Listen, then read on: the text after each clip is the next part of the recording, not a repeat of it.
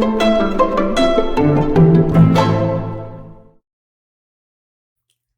guys, welcome to the Babbling Bee, and today I'm going to talk to you about my April reading plans, which in the main consist of my spring cleaning reading situation that I'm doing with Kate from Kate Howe. She inspired me to think about clearing books off of my currently reading that have been haunting me for months. I dedicated March primarily to middle grade March, which I will be doing a wrap up of soon. So the books that I was reading before middle grade March are in this list, and then there are some real doozies that I have literally been reading for eons. So yeah, I have some rewards and motivations set up for myself to encourage me to read these books, and I'm looking forward to chatting with Kate about this whole experience on Zoom at the end of the month. I don't think it's going to be a live Zoom video thing. I think we're just going to do that, and we're going to chat about what we read and eat delicious treats. So that is a motivation in and of itself.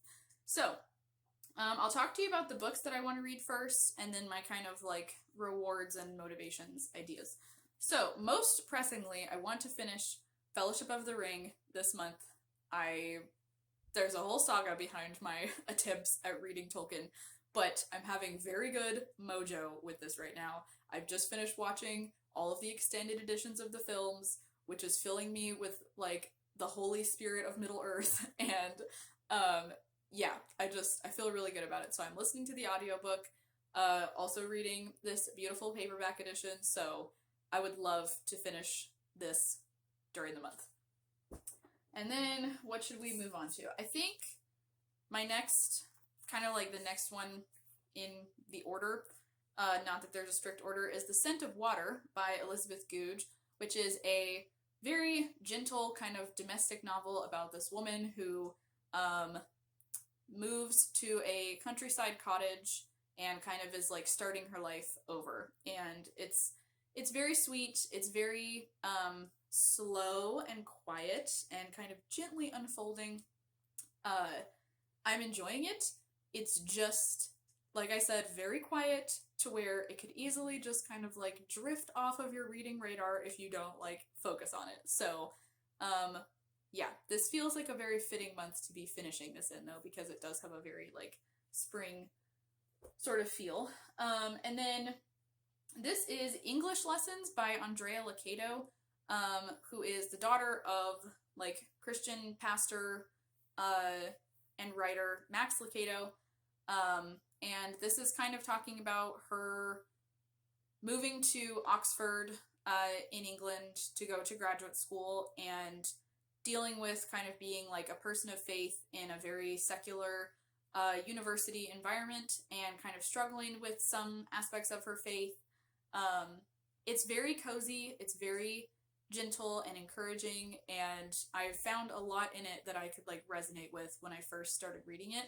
I just need to pick it back up and finish it. So hopefully that will happen this month as well. I also want to finish Wintering by Katherine May, which I'm reading on my Kindle, and that is a nonfiction book that kind of focuses on dealing with the wintry seasons in your life of maybe depression or illness or just slumps, seasons where not that much is happening, or if you're suffering and thinking about taking care of yourself, drawing inwards, tending to your home and your soul.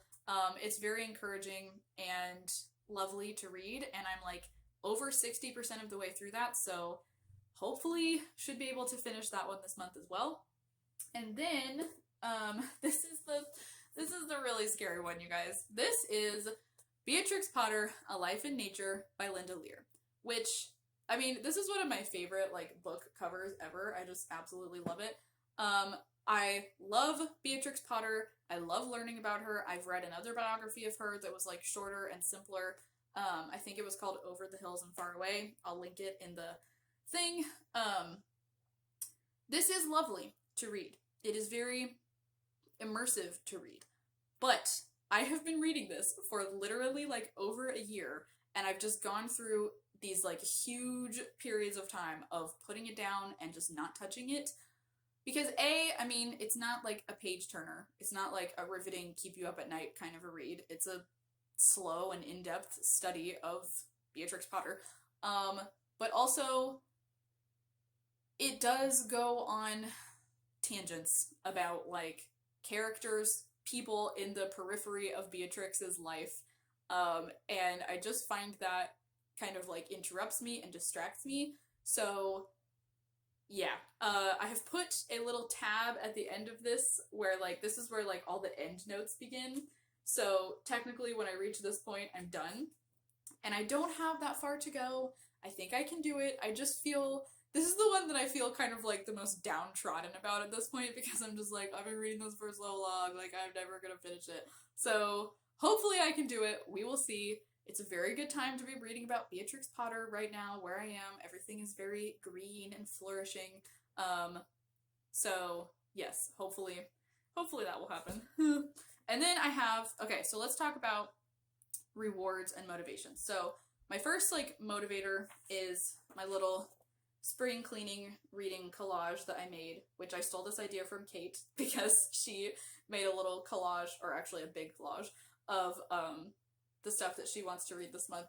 So I have this on my wall, so these titles are staring at me aggressively, but aesthetically, which is nice. And then I have a couple of like treat reads where I'm telling myself like, if I just start by reading one of my spring cleaning books, I can then move on to reading a treat read. So the first of those is Q's Legacy by Helene Hanff, author of 84 Charing Cross Road, and I'm really into this so far. I just wanted more of Helene's voice. The blurb of this says, a delightful account of a lifelong love affair with books, and that's very much what it feels like right now. So looking forward to spending time with this during the month as a treat. And then my other treat read is The Rose Garden by Susannah Kearsley. I've read 2 other Susannah Kearsley books and adored them 100%. Like, if I did star ratings, they would have been 5 stars. She just ticks so many of my bookish boxes.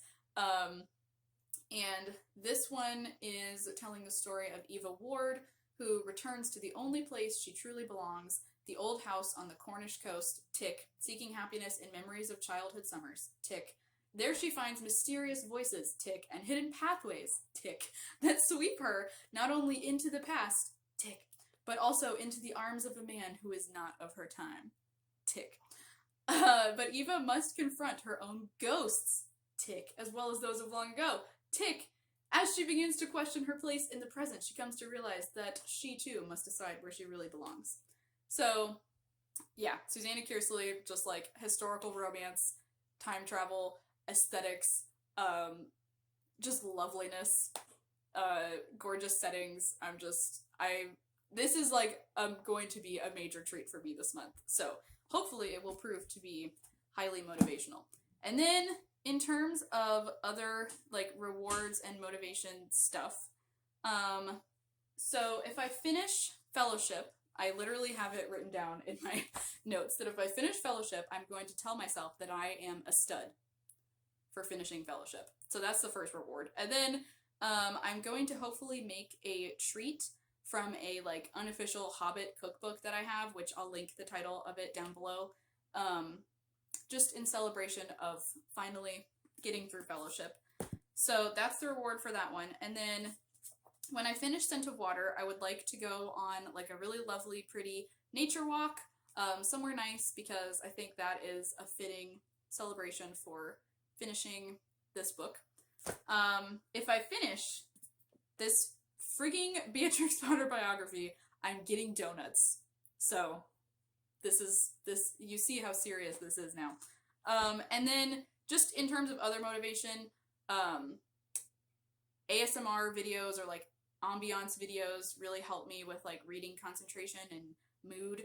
And then Kate is doing like book baths as rewards, I think, but I'm trash. So I'm just going to tell myself that, like, I can read any of these books in a book bath, and I think that will really help motivate me. So looking forward to doing that. So yeah, this is my lovely little April spring cleaning reading situation, also including wintering, which I don't have in my hands. So yeah, I'm excited. I'm feeling motivated. But you know, I'm not going to put too much pressure on myself. If I don't finish some of these, that's fine. I'll be thrilled if I can just get through a couple of them.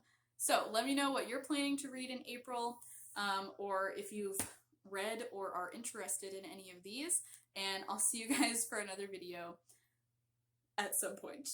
Thanks for watching. Bye, guys.